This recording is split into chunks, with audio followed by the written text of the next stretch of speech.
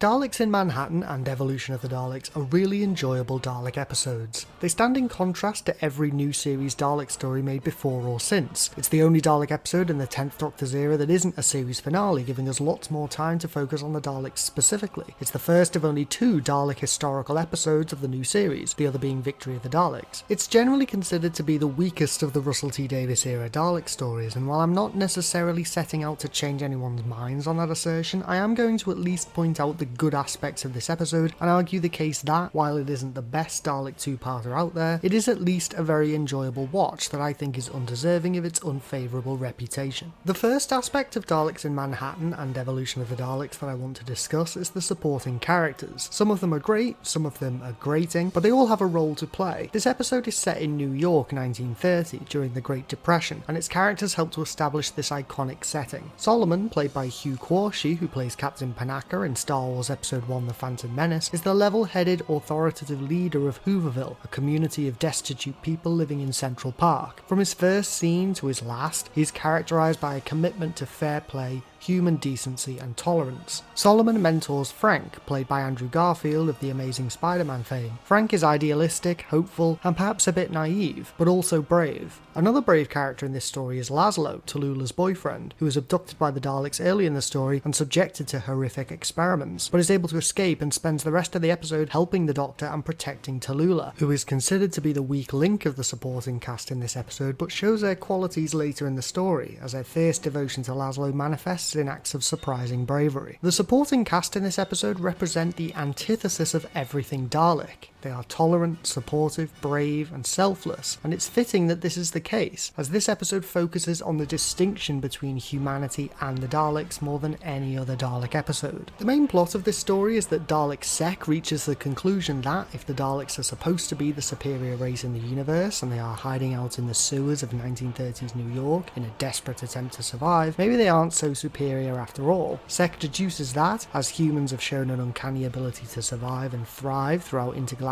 history, the Daleks need to harvest that ability. To do this, Sec sacrifices himself by fusing with a human, despite the protests of the other cult members, becoming the first human-Dalek hybrid. As an aside, the design of the Dalek Sec hybrid has been met with scrutiny over the years, as have the designs of the pig slaves, the part human, part animal creatures that the cult of Skaro create to help them abduct human test subjects. At this point, I'd like to talk about one of the aspects of this episode that I really love, and that's the fact that the whole thing is a homage to sci-fi B-movies of the 1950s. Everything from the plot, sinister aliens abducting people and trying to assimilate aspects of humanity into themselves, to the costume design, the sets, everything about this episode screams sci-fi B-movie. And maybe that's why this story rubs some people the wrong way. After all, a well-crafted homage to a specific genre will only really appeal to people with a fondness for that particular genre, which could explain why this episode is so often criticised for simply being what it is. Regardless, the Doctor and Martha learn from Tallulah and the citizens of Hooverville that people are going missing in the night, and they take up a dangerous job given to them by the callous and manipulative Mr. Diegeras to go down into the sewers beneath the city in the hopes of finding out what happened to the missing people. Unknown to them, the Daleks are watching Diegeras, who is helping them complete the final stages of construction of the Empire State Building, which the Daleks are using as a massive power conductor for their final experiment. After deducing that Diegeras is the most Dalek-like human they have encountered, Sec fuses with him and emerges as the Dalek-human hybrid. It is interesting that, despite the fact that Sec is ruthless even by Dalek standards, and that Diegeras is perhaps one of the most merciless humans they could ever have encountered, the combination of Sec and Diegeras as the human-Dalek hybrid becomes greater than the sum of its parts. The Sec hybrid is able to use the ingenuity of the Daleks in ways that the original Sec never could, and can also express human feelings and emotions in ways that Diegeras never could. This is a really interesting aspect of the episode that I feel doesn't get the credit it deserves. It's a great illustration of the nature versus nurture argument of human psychological development, and shows that Diegeras could have been a better person if he had tried. Instead, he squandered the gift of humanity, and it took an evil alien overlord devouring his body and merging what remained of him with itself in order for those aspects of his humanity to be properly expressed. Anyway, Sec initially tries to tout the Dalekness of humanity, arguing that he has a greater sense of anger, hatred, aggression, and war tactics than he ever had as a Dalek. It takes Dalek Khan ruthlessly gunning down Solomon in cold blood to start Dalek Sec on the path to pacifism.